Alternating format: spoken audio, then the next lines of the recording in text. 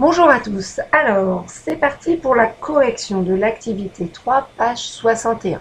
Vous avez votre livre, donc on vous demandait de calculer les 3/4 d'un paquet de 5 kg de farine. Alors, on va procéder avec le schéma qui était proposé. Donc on a représenté nos 5 kg de farine par un segment.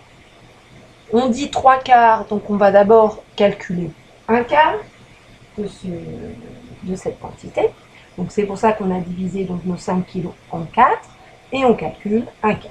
Donc 5 divisé par 4 et on obtient, vous pouvez utiliser la calculatrice, 1,25. Donc ce qui signifie que 1/4 de 5 kg, c'est 1,25 kg. Ensuite, nous, on ne demande pas 1/4, on nous demande 3/4. C'est ce qui est représenté sur ce deuxième schéma. Donc 3/4, c'est, je répète, 3 fois 1/4.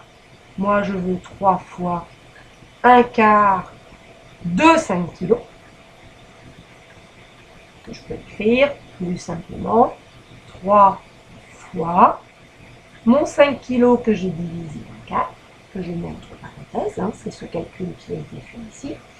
Et donc, ça revient à faire 3 fois 1,25. J'obtiens de ce fait est égal à 3,75. Donc, 3/4 de 5 kg, c'est 3,75 kg. Donc, très important à retenir, c'est que nos 5 kg ont été découpés en 4 pour avoir 1/4. Et ensuite, je veux 3/4, donc 3 fois 1/4. J'ai multiplié par 3. C'est vraiment un raisonnement à bien comprendre parce que c'est ce qu'on va répéter là dans les deux exemples ci-dessous. Donc ensuite, on nous demandait cette fois-ci de prendre les 3/4 de 20 litres. Je fais le même principe. Mes 20 litres, je les découpe en 4, ce qui fait que je vais obtenir 1/4 de 20 litres, soit 5 litres. 1/4 de 20 litres, c'est 5 litres.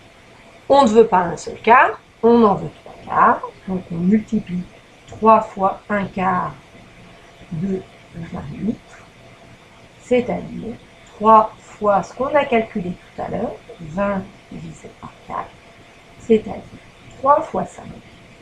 Et on obtient 15 litres.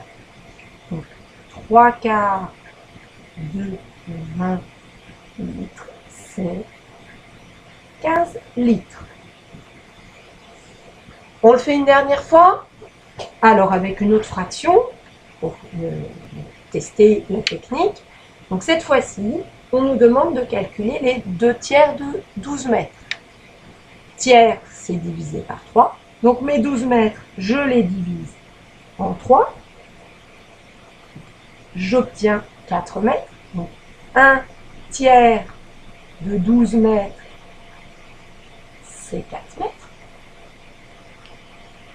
Puis moi, ce n'est pas 1/3 que je veux, mais 2/3. Donc 2 fois 1/3 de 4 mètres, c'est égal à 2 fois le 12, pardon, j'ai fait une erreur, de 12 mètres, excusez-moi.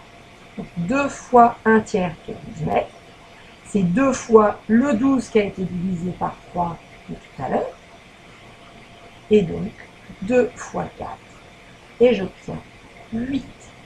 Donc 2/3 de 12 mètres, c'est 8 mètres.